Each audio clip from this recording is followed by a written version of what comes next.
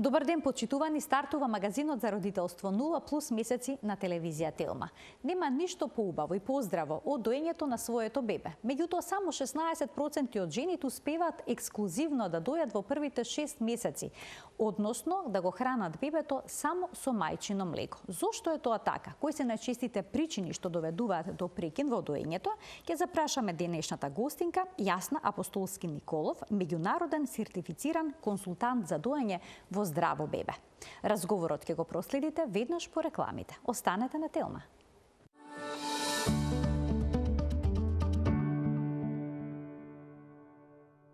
За доењето многу сметаат дека знаат се, но малку се оние кои што се навистина едуцирани во оваа поле. Ова остава простор за митови и разни дезинформации кои што стигаат до мајките и сето тоа води до прекин на доењето. За најчестите грешки кои што се поврзани со доењето денеска разговараме со Јасна Апостолски Николов, меѓународен сертифициран консултант за доење во здраво бебе. Јасна, добре ни дојдовте повторно во студиото на Телма и во магазинот за родителство 0+ месеци. Ти благодарам, Марија, за поканата. Веднаш ќе разгледаме најчестите грешки кои што водат до прекин на доењето, а потоа ќе ги појасниме секоја засебно. Еве што велат тие. Не може секоја жена да дои. Првите денови после поредувањето жената нема доволно млеко, па бебето нема потреба често да се става на градите. Неправилна положба на бебето, собирање на млеко во дојката, млекото ти е слабо и неквалитетно, бебето има потреба од дохрана со млечна формула. Мислењето дека мајката останала без млеко, давање вода или чај на бебето, прекин на доењето поради маститис или лекови што треба да ги према мајката, употреба на силиконски брадавици, за време на бременоста доењето мора да се прекине. Значи, ова се најчистите грешки што водат до прекин на доењето и веднаш ќе започнеме со првата. Вели, не може секоја жена да дои. Може ли? Може, освен ако нема медицински оправдана индикација. Доколку станува збор за некое заболување каде што мајката е спречена да дои. Постојат одредени болести кај мајките, најчесто тоа се инфективни, кои што имаат веќе некакви симптоми на дојката.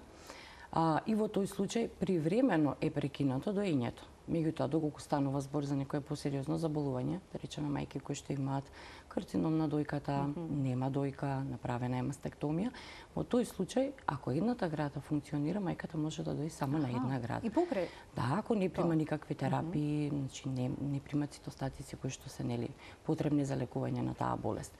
Меѓутоа, ако е севорит со мајката, тогаш вреди да се потруди. Тука има еден момент кој што ние стално го кажуваме, дека самите трудници во текот на бременоста треба да бидат едуцирани како оди развојот на лактацијата и што се случува во тие први 6 недели, дури кај некои мајки и до 8-та недела, односно во првите 40 дена, за да не се соочат со одредени грешки, каде што Делти веќе и ги напомена. По однос на Значи, треба да бидат подготвени и информирани, за да бидат успешни во овој процес, кој што воопшто не е едноставен и лесен. Така е. Сега, во Америка и во Канада имаат протокол, каде што мајка која што посвојува бебе, зборам за бебе новороденче, доколку сака да дои, може да се почне со индуцирање на лактацијата. Значи, самите гради имаат еден физиолошки развој, еден физиолошки процес во текот на бременоста, меѓутоа со тој протокол се започнува и порано, за да може мајката, кога веќе бебенцето ќе си го посвои, да почне со доење. Значи, покрај тоа што не го родила и не е биолошка мајка, таа сепак може да го дои. Да, може да го дои. Меѓутоа, тоа е процес кој што треба да се започне многу порано, треба да работи со стручни лица, да се следи целата таа работа и нормално да бидеме спремни кога ќе си го земе бебенцето. Сега доаѓаме до следната дилема, односно грешка. Вели, првите денови после породувањето жената нема доволно млеко, па бебето нема потреба често да се става на градите. Колку често новороденчето треба да се поставува на дојката за да цица? Новороденчето има само едно општо правило. Тоа е цица кога сака и колку сака. Сега да се навратиме на тоа, во првите денови мајката нема млеко. Има одредени состојби каде што може само развојот на лактацијата подоцна да започне. Меѓутоа, тоа се да речеме состојби каде што имала тешко породување, продолжено крварење после породувањето, мајка со диабет, полицистични јајници, проблем со тироидна жлезда. Значи, тоа се само болести, состојби кои што може да ни ја одложат лактацијата. Меѓутоа, очекувањата на мајките се, ако при тоа претходно немаат било каква едукација, не прочитале, не се информирале, не превземале искуство од блиски до нив кои што имале бебенце во брзо време, дека треба да има одма многу млеко. Меѓутоа, во првите 24 до 48 часа, колостромот се лачи во многу мали количини. Тоа се 2 до 10 милилитри. Толку собира и желудничето на бебето. Значи тоа е доволно. Да, на таа возраст на бебето, желудничето е колку цреша. А кога ќе ја притиснат градата за да видат дали им надошло млекцето, тогаш има капки. И тоа е доволно. Значи, колостромот се лачи во капки. Ние не можеме да го очекуваме колостромот во млас, бидејќи се лачи во мали количини. Градата произведува толку млеко колку што му треба на бебето за таа возраст.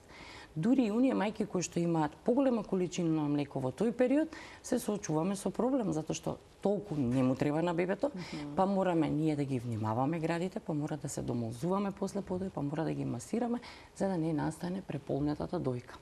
Како расте бебето и му растат потребите, така градата природно ја зголемува продукцијата на млеко. Значи, после вториот до четвртиот ден веќе имаме 10 до 15 милилитри. После четвртиот до шестиот ден имаме 15 до 30 милилитри. Од шестиот до деветиот ден имаме 30 до 50 милилитри. И тоа е сосема доволно за еден оброк на бебето. Викано, бебињата треба да имаат во просек 8 до 12 подои, новороденчињата имаат од 12 до 18 подои, затоа што цицаат често, а кратко. Меѓутоа, количината која што ја исцицуваат е многу малечка. И бидејќи мајчиното млеко е лесно варливо и се вари за 25 минути, они затоа многу често огладнуваат. И тоа е најчесто се на дојка. Да, што представува притисок и напор понекогаш за мајката која тоа е тоа што спојување на подоите, каде што они прават кластер фидинг, значи дои па одмара, па таман мислела дека заспало бебето, ќе го мрдне, па тоа пак почнува да дои, и тоа е едно спојување на подои кое што трае подолг временски период. Нас понекогаш не оди во прилог тоа, затоа што честото празнење на градата е најдобра стимулација на градата. Наместо ние да стимулираме со било каков аксесуар, пумпа, рачно измолзување, значи бебето е тоа кое што секогаш е најдобра стимулација. И затоа јас секогаш им викам треба упорност и трпение. За жал во последно време многу ретко има мајки кои што убаво ќе надојде млеко, веднаш ќе го стават бебето на града, ќе стимулираме колку што е можно порано, па нема да им треба помош за почетокот. Се случува да понатаму во текот на доењето имаат некаков проблем или предизвик, меѓутоа тоа полесно се надминува. Меѓутоа се потешко оди во првите денови и затоа најчесто бараат помош и поддршка од стручно лице.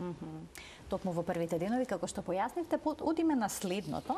Уште една причина поради која што често мајките го прекинуваат доењето, а тоа е неправилната положба на бебето. Кај жените се јавуваат болни брадавици и рагади и доењето го прават на вистина на моменти неподносливо. И поради тоа прекинуваат. Дали овие две состојби се поврзани една со друга? Неправилна положба на бебе и појава на рагади и болни брадавици? Точно. Болните брадавици се една од причините заради која што мајките нели одлучуваат да престанат да дојат. Една од причините е неправилното позиционирање на бебето на градата, затоа што бебето фаќа плитко. Тоа можеме да покажеме. Значи, она што секогаш ги учам, две основни работи што треба да знаат е прво дека градата во устата на бебето никогаш не се поставува централно. Секогаш се поставува асиметрично. Значи со градата да му е фати долната усничка и горната усна сама ќе се намести. Затоа што ако оние местат централно, тогаш со самото местење, значи долната усна ја повлекува градата надоле, кога ќе фати бебето веќе ја оштетува брадавицата.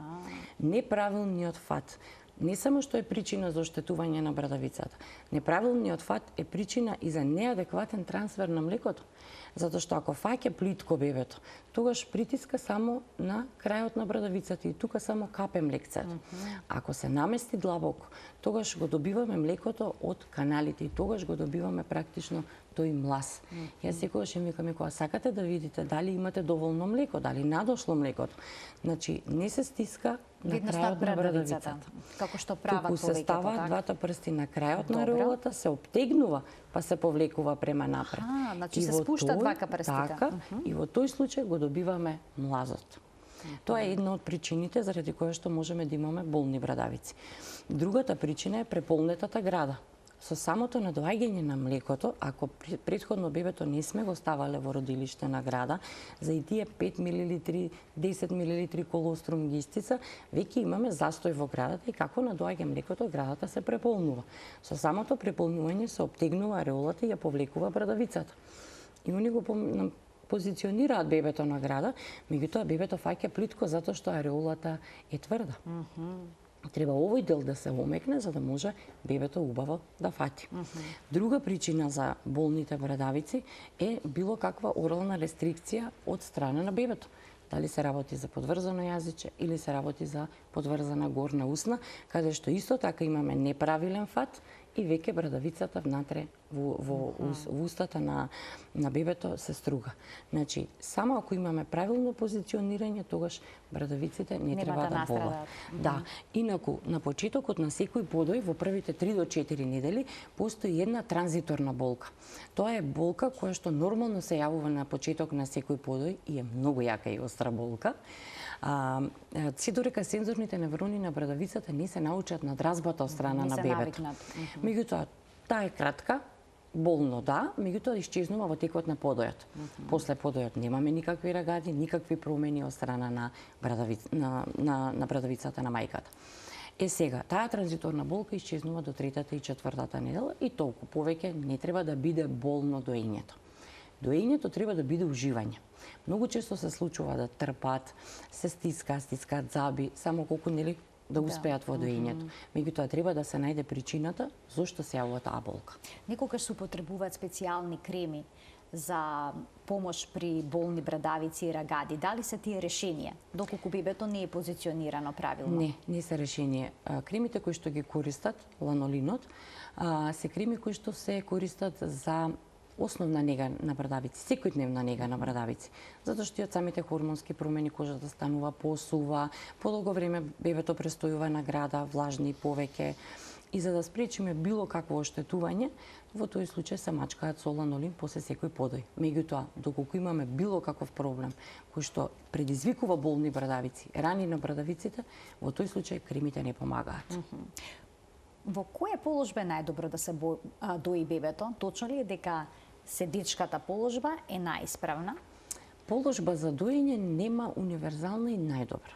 Положба за доење одбира мајката како нејзи е најубаво и најзгодно да дои.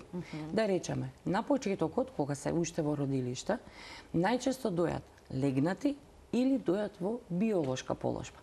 Легнатата положба скоро сите ја знаат, бидејќи нели практикуваат во родилиштата, гледаат нели претходно се подготвуваат за породување. Положбата која што многу малку ја знаат, тоа е биолошката положба која што многу се применува во светот и е положба која што е долго време испитувана зошто зошто да ја користат за да може час поскоро да почнат со доењето веднаш после породувањето, па дури мајките кои што се породени со царски рез, кои што знаеме дека имаат малце ограничувања, особено во првите 24 до 48 часа. Биолошката положба е таква што мајката е нели полулегната, бебето го става помеѓу градите и го поместува на десната страна и го поместува на левата страна. И во овој случај бебето значи се лежи врз нејзе, не притиска доле на раната на царскиот рез, а може да се воспостави доењето многу побрзо. И е многу поудобна за разлика од легнатата положба кога се свртени на страна мајката и бебето еден према друг, затоа што во тој случај осеќаат поголема болка на раната. Најкласична положба во која што сите дојат е лулка положбата или вкрстена лулка првите денови додека се трудат правилно да го позиционираат бебето на страна. Мајките кои што имаат големи гради практикуваат фудбалска положба. Значи, како да го држи под пазувите и со главчето, со едната рака му го држи главчето, со другата рака ја држи градат. Меѓутоа, која положба и да ја одберат, секогаш мора да имаат некоја перница, која што го ставаат бебето, може и обична перница. Не мора секогаш да се практикува перница за доење и она што е најважно е дека бебето секогаш треба да биде завртено према нив. Главата, грбот и задникот да бидат во рамна линија. Не бебето да лежи на грб и со главчето да биде свртено вака, затоа што вака прво не е згодно за цицање, а второ, колку и да го позиционираме правилно, но сепак малце ќе се извлекува. Друга причина заради која што може исто така да имаат проблем со болни брадавици и извлекување на брадавицата од устата на бебето е и хиперлактацијата или многу јак рефлекс на исфрлање на млекото. Јак млаз. Да, кога бебето ќе повлече, тогаш има многу јак млаз, па ќе се подврати малце и ќе ја потфати плитко за да може да го контролира млазот. Во тој случај им викаме на мајките, се додека не установиме дека на вистина им смета млазот, малку да се навалуваат за да под сила на гравитација го намалиме протокот, па да видиме дали и така ќе се позиционира убаво или па ќе треба таа хиперпродукција на млеко малку да ја коригираме. А да издојат малку млеко пред да го стават на дојка? Јас секогаш им викам на почетокот неколку млазови да издојат, па после да го стават. Да пробат да се наведнат, па и така да пробат. И во тој случај, ако неколку дена гледаме дека веќе е сериозен проблем кој што почнува да ја оштетува брадавицата, а и самите бебиња се тргаат и почнуваат да ја одбиваат градата. Значи многу млеко е проблем, не е само малку млеко проблем, да. И во тој случај имаме сосема друг план за намалување на продукцијата на млеко.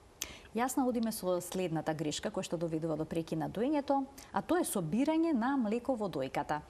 Понекогаш мајките добиваат совет да не го дојат бебето постојано, да не го дојат на барање, туку да причекаат во дојката да се собере млеко. Дали ова правилен пристап?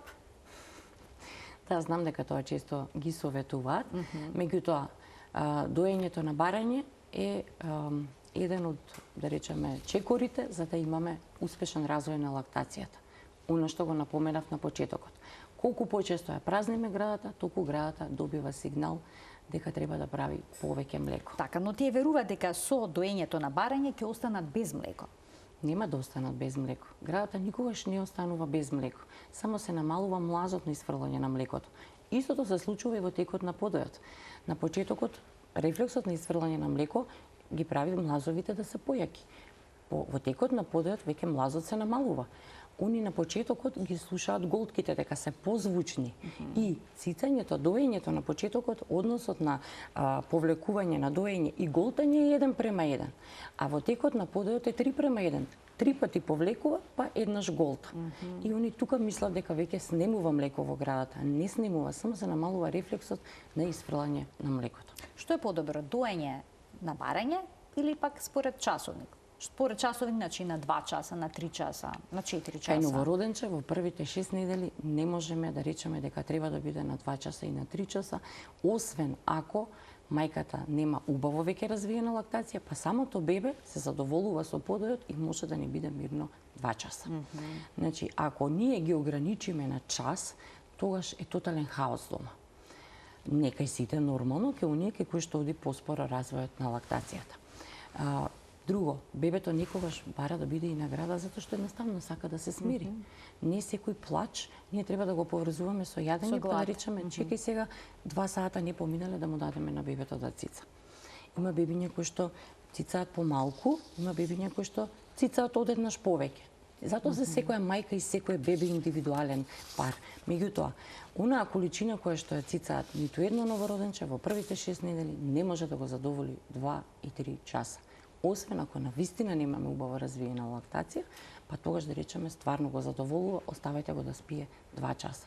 Меѓутоа, ако после час, час и половина, 45 минути бебето побара да дои и ние да не му дадеме затоа што не се поминати 2 часа, тогаш ниту ќе има мир дома, ниту мајката ќе продолжи со доење. Сум имала такви многу ситуации каде што добивале таков совет и кога веќе сме го применувале доењето на барање, тогаш веќе сме имали успех во доењето. Така, помирна е атмосферата дома, помирна е мајката и бебето, комплетно. Точно. Сите. Следната грешка при доењето е ставот, односно оној мит.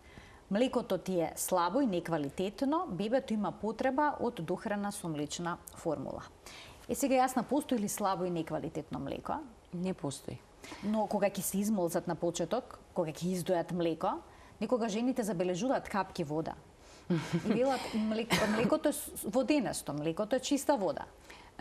Составот на млекото се менува прво според возраста на бебето, второ во текот на денот и во текот на подојот. Значи на почетокот кога се мозат, они го гледаат колострумот кој што е жолто убаво, појакичко, така по боја и по конзистенција. И кога ќе се измозат после 10 дена, 2 недели, го гледаат она зрелото млеко кое што им е со многу посветла бела боја. И тогаш викам млекото не ми е хранливо.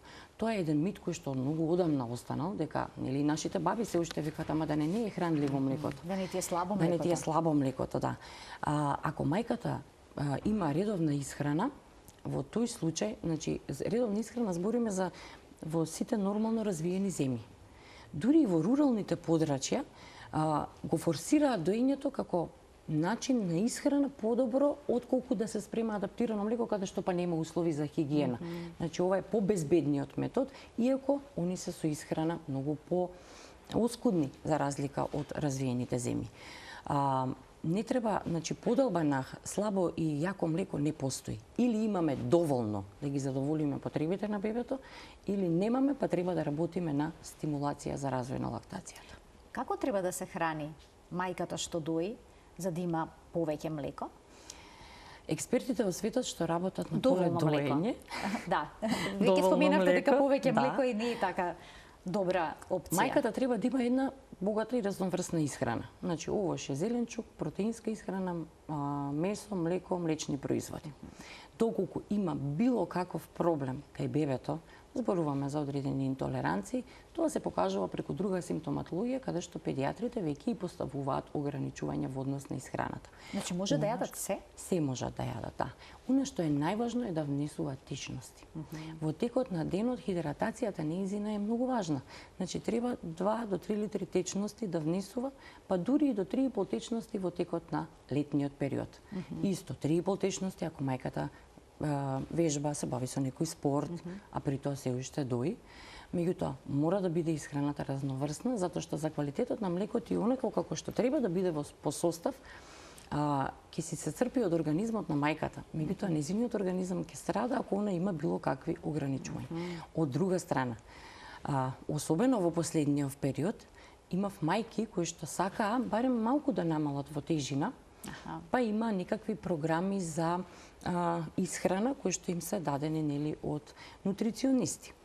Има доста тие програми кои што се солидни, не се одразувале на лактацијата, продукцијата на млеко, меѓутоа има некои програми кои што значително не го намалија количеството на млеко. Значи рестрикциите во исхраната не треба да бидат толку многу строги, ригорозни. Значи треба да имаме нешто што може да не го конзумира за дете ако сака да намали во тежина.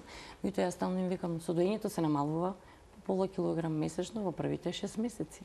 И вистина така, оние мајки кои што дојат во континуитет, особено ексклузивно во првите 6 месеци, самите приметуваат дека се намалува тежината. Но не е тоа случај кај сите, кај некој остануваат килограмите, дури и знаат да покачат, особено ако јадат повеќе, за да имаат доволно млеко. Па зависи колку јадат, како им викаат. Треба да јадеш за двајца, не треба да јадат за двајца. Една доилка треба да внесува само 500 калории повеќе во текот на 24 часа од оно што е нормален влез на калории. Но доилките добиваат совет да пијат многу кравио млеко за тие да имаат млеко. Има ли тоа логика? Не, нема. Нема? А боза? Пиво? Значи тоа се совети кои што може да ги добијат од околината. Во составот на бозата и на пивото има едно нешто што е заедничко, а тоа е квасецот. Да. И квасецот е оној кој што делува на поттикнување на лактацијата. Исто како и јачменот. Значи јачменот го има во пивото и произведува, значи самиот јачмен во својот состав има еден бета-глукан полисахарид кој што делува на зголемување на пролактин, а пролактинот нас ни делува на зголемување на лактацијата. Хормонот пролактин. И затоа често пати знаат да пијат доста боза, меѓутоа знаат и безалкохолно пиво. Значи, никако алкохолно, безалкохолно пиво, тоа е решението. Алкохолот ќе преде во мајчиното млеко? Предува, да. Значи, на тоа треба да се внимава. Продолжуваме понатаму. Вели грешка за прекин на доењето е и мислењето дека мајката останала без млеко. Тоа е во оној период кога дојките стануваат малку помеки, Добро. На вториот, третиот месец по воспоставувањето на лактацијата. Дали на вистина се намалува во овој период количеството на млеко или е тоа само едно субјективно мислење и некој длабок страв на мајката која што се грижи за бебето? Најчесто им е субјективно мислење, затоа што на почетокот, кога надоаѓа млекото и кога градите се во развој, самите жлезди како се шират, отекуваат, се полнат со млеко, они ги чувствуваат поголеми, пополни, поотечени, тврди, некогаш се појавуваат згорчувања и целиот тој процес на развој на лактација многу често им е пропратен со такви промени. Кога сето тоа ќе се стабилизира и регулира, тогаш веќе градици се нормални, по конзистенција како што им биле претходно, можеби малце поголеми во однос на број, меѓутоа се меки. И тогаш ги фаќа стравот и паниката дека на вистина снемале млеко.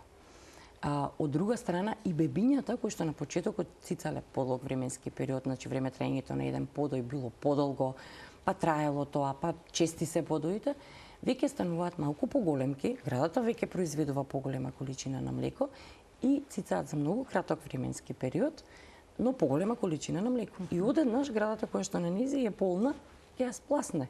И тука се плашат. Плюс, краткиот подој е оно кое што најмногу ги збунува. Значи, бебе во дои само 5 минути и јас века изгледа веќе снемувам млеко. Значи, за 5 минути тоа бебе веќе кое што има доста напредок во тежина и града кое што доволно произведува, многу повеќе млеко од она кое што произведувала на почетокот, е нормално за секоја, да речеме, возраст од некаде 3-4 месеци. Меѓутоа, околу третиот месец е онаа просечна возраст каде што они субјективно добиваат чувство дека млекото се намалува. Ако случајно се поклопи да некоја од нив добие циклус, тука може да имаме некој мал пат на продукцијата, меѓутоа тоа е само моментална состојба од неколку дена. А можно ли преку ноќ да секне продукцијата на мајчино млеко? Не е толку едноставно за да може одеднаш преку ноќ да секне продукцијата на млеко. Мора да има некоја причина зошто тоа се случува. Многу често знаат да прашаат дали стресот е причина за таквото нешто.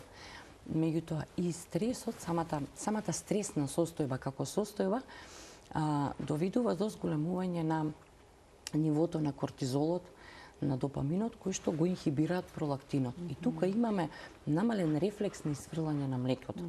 Може би намалување на продукцијата, меѓутоа рефлексот на исфрлање е намален затоа што нели сите сме секогаш кога сме во некоја стресна ситуација нервозни и во грч. Моментот кога ќе падне кортизолот и кога ќе се опуштат, сето тоа се враќа во нормала. Се има стресни ситуации кои што се лични, кои што повеќе ги погодуваат, кои што траат неколку дена, они сепак го забележуваат намалувањето на мајчиното млеко, на продукцијата, на излучувањето, незадоволството од страна на бебето и тука веќе бараат совет како да го надминат тоа за да понатаму продолжат со доење. А како да проценат дали бебето цица доволно? Има ли начин? Бидејќи стравот е голем во тој период. Да, стравот е голем и стално нивното прашање секогаш е дали треба да набават вага во домашни услови, они да го мерат бебето. Па некои го мерат потоа по секој подој. Да. Јас секогаш им викам не, затоа што никогаш не знаат дали да проценат во однос на напредокот, бидејќи многу често се случува да бебето 3 дена не напредне во тежина, четвртиот ден ќе ни напредне некој 80 до 100 грама, меѓутоа ние тие 3 дена мерејќи го бебево на вага во домашни услови, се и се што ќе си помислат.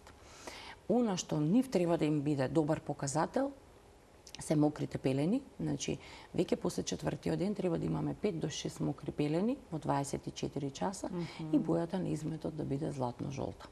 Ако столицата е зелена? Ако столицата е зелена, треба да се види зошто е зелена, затоа што не секоја зелена столица значи гладке бебето. Значи има како личи столица на гладно бебе, има за столица која што е по количина поголема, меѓутоа има зелена боја. И тука треба да се види зошто е зелена бојата. Не секогаш значи зелена столица укажува на гладна бебето. Да.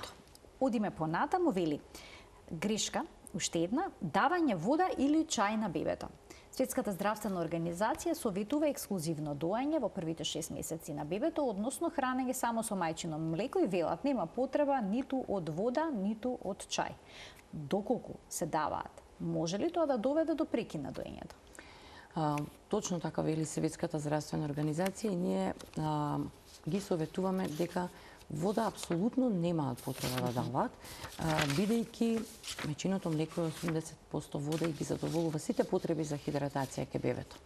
Чајот исто така нема потреба да го даваат, иако они многу често посегнуваат, меѓутоа чајчето може само да го одложи наредниот подој и веќе тука имаме бебе кое што не внесува доволно мајчино млеко и града кое што не се празни често, затоа што ако ние на бебенцето му дадеме 30 мл чај, тоа задоволува еден оброк. Самиот подој ќе ни го помести минимум за 1 час.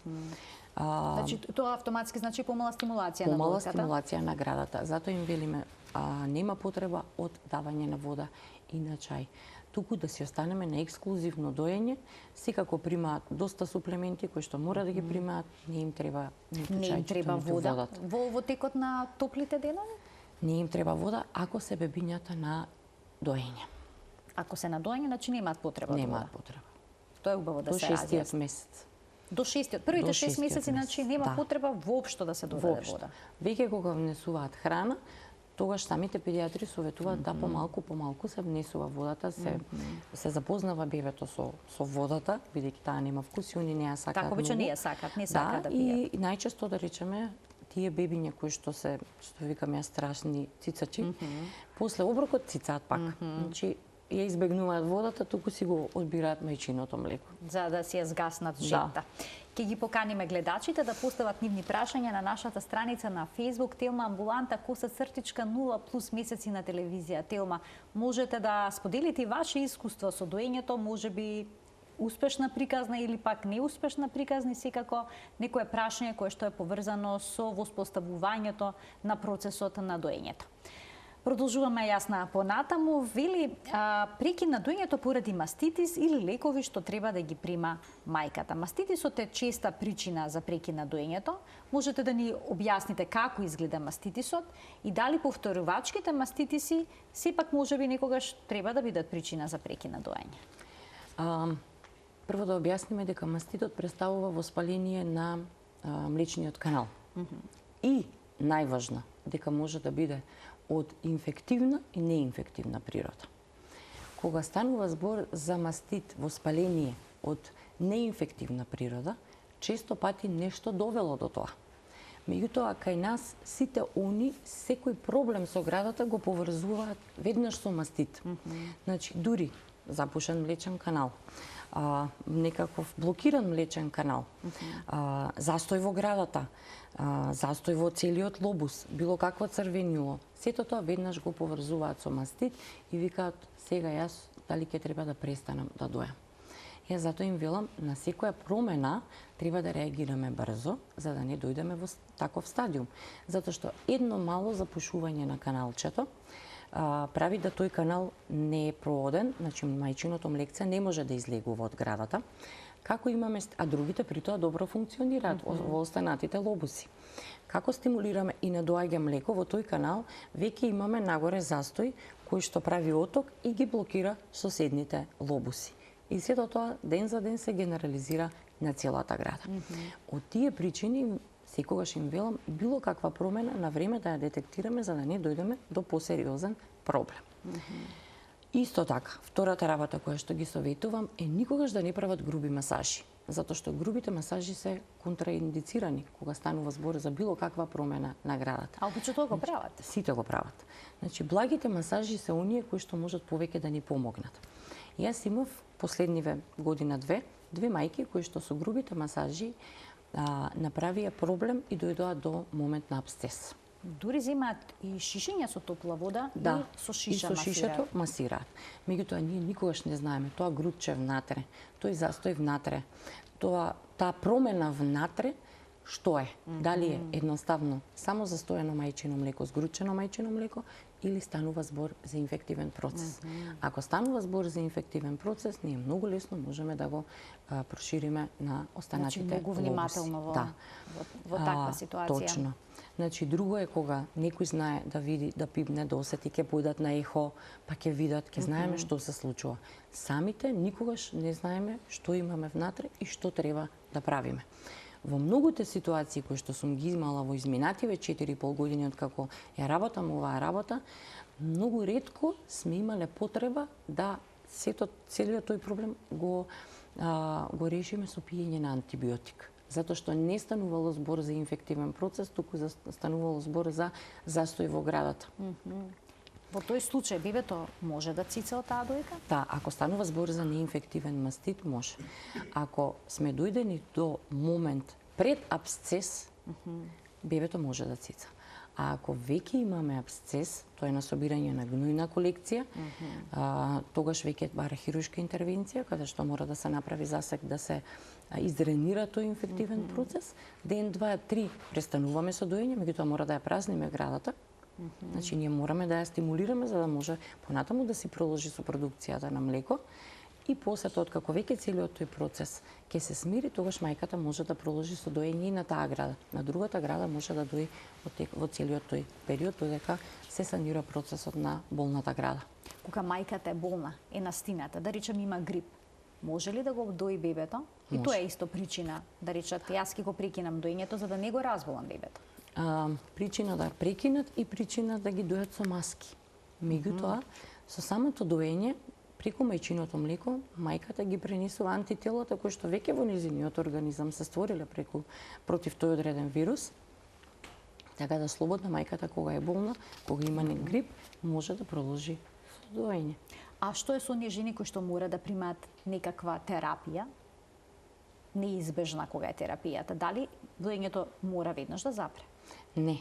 Во однос на лекови кои што се употребуваат во текот на доењето, многу често, дури секојдневно имам по 2-3 прашања, пораки од мајки доилки, зависи кои лекови. Меѓутоа, лековите, значи целокупните, зборам за било каква проблематика, можат да се користат со доењето и поголемиот процент се компактибилни со доење. Антибиотици, аналгетици, антидепресиви, значи она што најчесто нели се користи.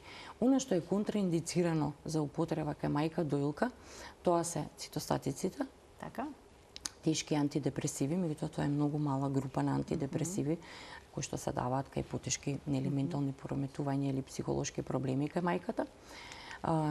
Снимање со контрасни средства, радиоактивни изотопи, нормално мајка која што конзумира опоидни дроги, тоа се лекови кои што се Контраиндицирани се со контраиндицирани. доењето. Меѓутоа антибиотици, аналгетици, сето тоа е компактибилно со доење. Значи нема причина да се прекине Точно, доењето има заради таа посебна терапија. гранка фармакологија во доење која што се занимава со испитување на сите лекови кои што се произведуваат, за да може посебно имаме ние регистри, тие регистри се апдейтуваат на секои 3 години, каде што точно се пишува лекот во која категорија спаѓа. Значи има 5 категории по кои што се поделени, дали лекот е компактибилен со доење, помалку компактибилен со доење, потенцијално опасен и опасен, значи контраиндициран со доење. Може да проверат, има такви регистри, доколку им е препишан некаков лек, има неколку веб страни каде што они можат да ги проверат, меѓутоа ние имаме малку подетален пристап до сите тие регистри каде што точно се проверува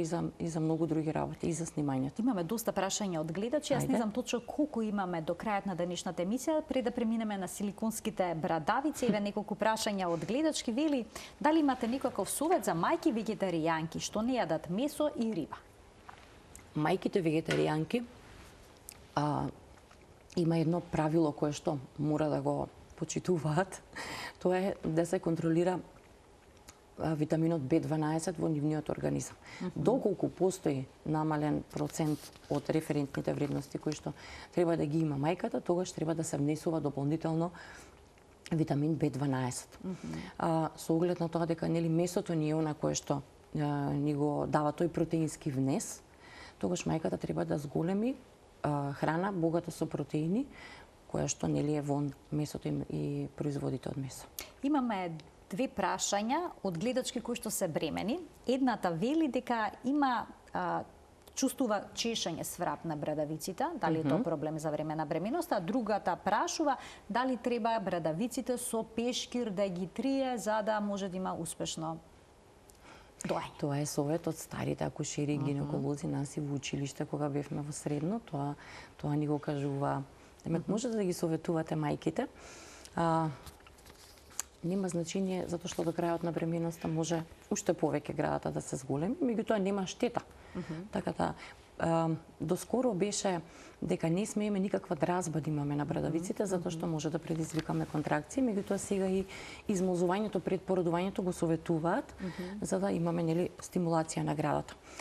Тоа што брадавиците се суви, тоа е резултат на хормонските промени и може да ги негуваат со капки маслен раствор, кокосово масло, било каков ланолин кој што го користат и доилките, било какво млеко за тело кое што го користи, значи слободно може да се мачкаат и брадавиците во текот на бременоста. Ние продолжуваме понатаму. Грешка вели за успешно доење може да бидат и силиконските брадавици. Но силиконските брадавици исклучително често се користат, дури и понекогаш по препорака од педиатрите, особено кај жени кои што имаат вовлечени брадавици. Зошто се проблематични? Ми ја погоди болната тема. Јас воопшто не ги сакам силиконските брадавици, затоа што никако го оддалечуваат самиот процес на доење од она што е природно. Значи од оној контакт на мајката со бебето и од директната стимулација на бебето на града. Сега ќе им објасниме практично зошто е тоа така. Значи, ние имаме на пазаров неколку врсти на силиконски брадавици и 2-3 величини на силиконски брадавици, меѓутоа сите доилки имаат различна големина на брадавици. Силиконската брадавица единствена употреба која што е дозволена и оправдана е кај мајките на предвремено родените бебиња, кои што веќе стимулирале лактација. И кога тоа бебенце ќе си дојде дома, за да се справи со млазот, се користи силиконската брадавица, за да може да не го задавува млазот, зашто тоа се бебиња кои што имаат по 2 килограми, кои што се уште рефлексот за цицење можеби не им е убаво зајакнат. И во тој случај единствено е оправдана употребата на силиконските брадавици. Ако ние користиме силиконски брадавици, еве што се случува. Оно што го зборевме преска. Значи, бебето има плиток фат на градата. Така. И бебето само допира до брадавицата. Тоа неколку пати ќе ја стимулира, ќе се активира окситоцинскиот рефлекс, ќе се пуштат неколку млазови на мајчино млеко, се полни брадавицата и оние викаат, ама има млеко во брадавицата, цица бебето. Никогаш не може да направи ефективен трансфер како што може да направи директно на градата. И затоа силиконските брадавици ни се нас најголем проблем. Имаме бебе кое што долго време дои и бебе кое што никогаш не е добро најадено, а од друга страна имаме града кое што не добива правилна стимулација. Без разлика дали се брадавиците рамни или се брадавиците вовлечени, правилното позиционирање на бебето на града е клучниот момент. Дури жени со вовлечени брадавици може да дојат? Вовлечени брадавици можат да дојат без силиконски брадавици. Треба да ги извлечат брадавиците некако? Може малку да се подизвлечат, меѓутоа има да речеме доилки кои што едноставно такви се брадавиците. Меѓутоа кога бебето ќе се намести убаво на градата, значи самиот момент на извлекување на млекото од градата, оно си го добива млекцето и него воопшто не му е важно каква е брадавицата на мајката. Меѓутоа, кај таквите доилки имаме проблем затоа што многу долг временски период ни треба да го научиме бебето на града. Бидејќи на почетокот доела со силиконската брадавица. Бебето е научено на дразбата која што ја добива горе на непцето. И кога ние ќе му ја тргнеме и кога ќе го ставиме на града, него му е чудно. Прво му е чуден самиот момент допирот кожата дека е сосема поинаков од силиконот, а второ не ја добива дразбата од брадавицата затоа што брадавицата е рамна. Ако ние од самиот почеток ги ставаме бебињата директно на града, тогаш веќе и тие кои што имаат вовлечени брадавици нема да имаат проблем со доењето. Сега има и помагала кои што се користат за извлекување на брадавици, тоа се едни мали пумпички. Имаме еден стар метод, тоа е шприц кој што го пресекуваме предниот дел, па клипот го вртиме од обратната страна, па може да се извлечат брадавиците. Малку е поболно на почетокот, меѓутоа успеваме во сето тоа. Важно е ние да не го научиме одма на силиконската брадавица, потоа потешко можеме да го тргнеме од силиконската брадавица. Силиконската брадавица се препорачува кај предвремено родени бебиња и кај мајки кои што веќе ја стимулирале лактацијата, во тој случај е оправдано и корисно. Следното вели, за време на бременоста доењето мора да прекине. Дали бремените жени можат да дојат, може ли тоа да представува ризик за бременоста, да дојде до предвремено породување, до спонтан абортус, или пак безгрижно може да продолжат да си го дојат бебето? Се зависи каква е состојбата на бременоста на мајката. Ако бременоста е уредна и нема никакви ризици, може да си продолжат со доење. Јас имам многу мајки кои што тандем доеле и си продолжиле со доењето на двете дечиња веднаш после по породувањето. Ако постои малку поризична бременост, бременост кај која што имаме чести крварења, бременост кај која што имаме контракции, тогаш веќе самото доење треба да прекине. Меѓутоа, ако е уредна бременоста, нема потреба да се прекине со доењето, затоа и постои тој момент тандем доење, каде што може да си продолжи во текот на бременоста и да уживаат заедно после породувањето. За тандем доењето во некое друго издание на магазинот за родителство 0+ месеци, јас на големо благодарам за денешното гостување во магазинот за родителство и за сите појаснувања поврзани со најчестите митови грешки при доењето, што треба и мајките видоа да избегнуваат за да бидат успешни во она што го посакуваат. Здраво доење. Ти благодарам, Марија. Секогаш темите кои што ги одбираш се токму она што треба да го слушнат. Јас само ги советувам да пред породувањето се едуцираат за оние први чекори што треба да ги направат во родилиште. Час поскоро да го побараат бебето, за да можат да остварат контакт кожа на кожа, побрзо да почне доењето, самата стимулација на лактацијата побрзо да почне и ако сакаат да дојат, а имаат било каква дилема или проблем, да си побараат стручна помош. Точно така. Во моментот имате некакви групи за обуки на трудници? Да. Часовите за психофизичка подготовка на трудници се одржуваат во Здраво бебе. Секој месец имаме групи.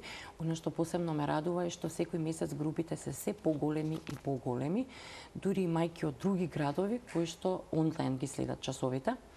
Било каква информација, без разлика на кој начин ја добиваат, за нив е секогаш еден чекор. Ги води еден чекор понапред.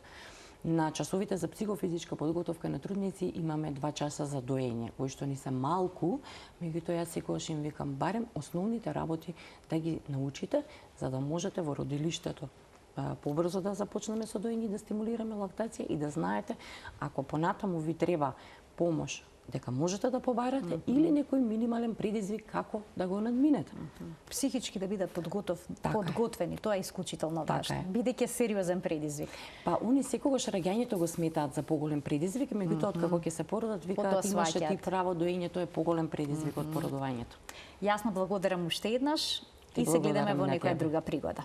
Почитувани Јасна Апостолски Николов, меѓународен сертифициран консултант за доење во Здраво бебе, беше нашата денешна гостинка во магазинот за родителство 0+ месеци. Ви благодарам што и денеска не следевте со внимание. Ви посакувам пријатен ден.